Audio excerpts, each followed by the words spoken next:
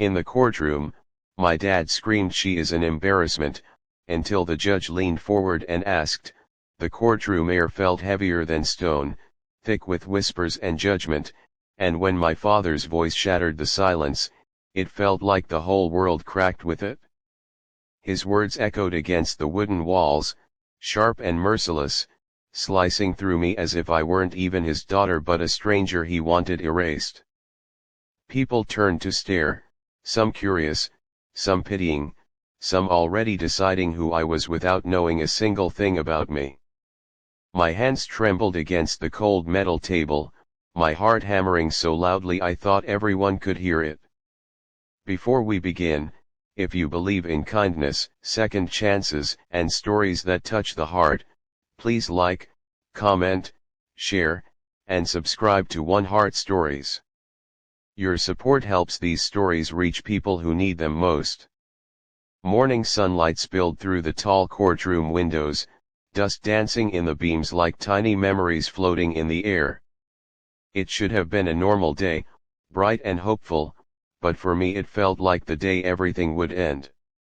My name is Illara Khan, 17 years old, wearing the only formal dress I owned, one my neighbor had ironed for me at dawn. The sleeves were slightly too long, and the shoes pinched my toes, but none of that hurt as much as hearing my own father try to disown me in front of strangers. This wasn't a criminal trial. I wasn't some delinquent kid. It was a guardianship hearing. After my mother passed away 2 years ago, my father changed. The gentle mechanic who used to braid my hair and pack my lunches disappeared. In his place stood a bitter man drowning in debt and anger. He blamed me for everything, for hospital bills, for working fewer hours, for the sadness that clung to our house like damp air. When my grades slipped because I started working nights at a bakery to help pay rent, he called me useless. When I fainted at school from exhaustion, he called me dramatic. When a teacher reported bruises on my arm from one of his drunken rages, social services stepped in. Now he wanted the court to send me away permanently. To declare me a burden he no longer had to carry. He stood tall in a wrinkled shirt, pointing at me like I was some mistake that had ruined his life. His voice rose, angry and desperate, saying I was lazy, ungrateful, an embarrassment to our family. Each word landed like a stone in my chest. I kept staring at the wood grain of the table, tracing the lines with my eyes so I wouldn't cry. I had promised myself I wouldn't cry.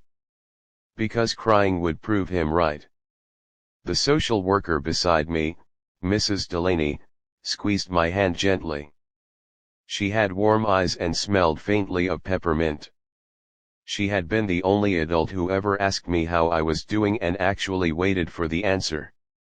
She told the judge about my part-time job, my straight A's before mom got sick, the scholarship forms I filled out at night. She talked about the neighbors who wrote letters saying I shoveled their snow and babysat their kids for free. She talked about the bakery owner who called me the hardest worker he'd ever hired. But my father kept shaking his head like none of it mattered. The judge, an older man with silver hair and tired but thoughtful eyes, listened quietly. He didn't interrupt. He just watched me, really watched me, as if trying to see who I truly was beyond the noise. My throat burned. I felt small, like that scared little girl who used to hide behind her mom's legs. I thought maybe this was it.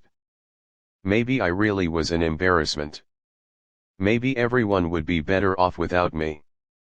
Then the judge leaned forward. His chair creaked softly, but in that silent room it sounded louder than thunder.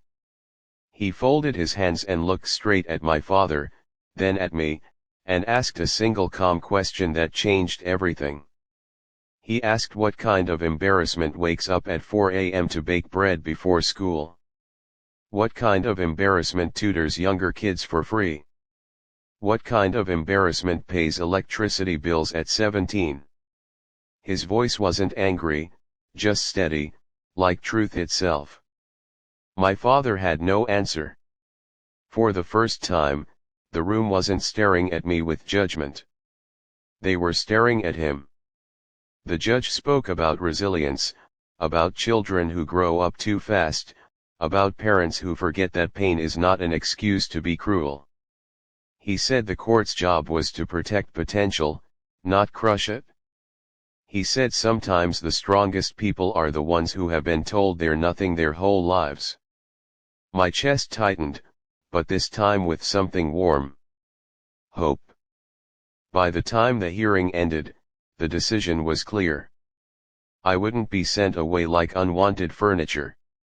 Instead, I would stay with Mrs. Delaney temporarily while finishing school, with support for college applications. The judge even recommended me for a local youth scholarship fund. When I stepped outside, the daylight felt different. Brighter. The sky looked enormous, like it finally had room for me. My father walked past without looking at me. For a moment, it hurt. Then I realized something strange. I didn't feel ashamed anymore. I felt free. Years later, I would remember that morning as the day my life restarted. The day a stranger believed in me when my own family didn't. The day I learned that someone else's anger doesn't define your worth. If this story is touching your heart so far, please take a moment to like, share, and comment.